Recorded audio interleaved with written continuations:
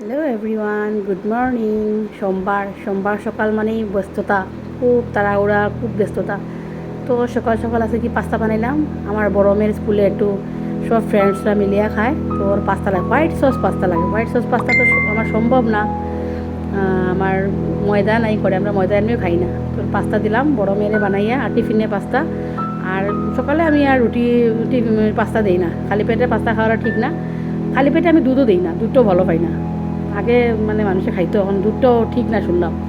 তো সকালে রুটি আর বিনস গাজর ভাজা দিলাম ওরে, আর পাস্তা নিয়ে গেলো স্কুলে, একদম তাড়াহুড়া। সকাল সকাল মানে আমার 7টার সময় আমার বড় মেয়ে যায় গিয়ে স্কুলে, ওর 7টার সময় রুটিন। তো আর ছোটো মেয়ে আর ওর বাবা 8টা 10, 8টা 15। তো মোটামুটি 8:30টার ভিতরে আমার রান্না হয়ে যায়। এই যে রুটি সবজি দিলাম বড় মেয়েরে, আর এই যে পাস্তা। আর ছোটো মেয়ে ওরও বায়না, ও পাস্তা খাইব, তো ওরেও পাস্তা দিলাম। আর স্কুলে আজকে আমার মেয়ের ছোটো মেয়ের স্কুলে ফাংশন, আজকে ইন্ডিপেন্ডেন্স ডে ফাংশন, তো 15 আগস্টের।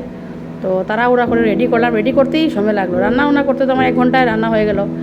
আর সবজি টুবজি কাটা, আর রেডি রেডি করতে আমার ও এটা লাগে না এটা লাগে।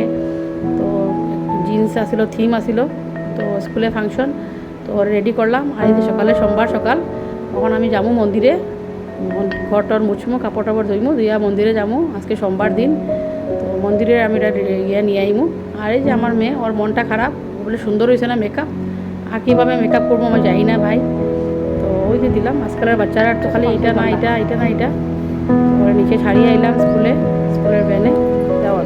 এই হলো আমার সোমবার সকালের আজকের ইয়ে। তো আমি একটু শেয়ার করি। Tata, bye bye, have a nice day.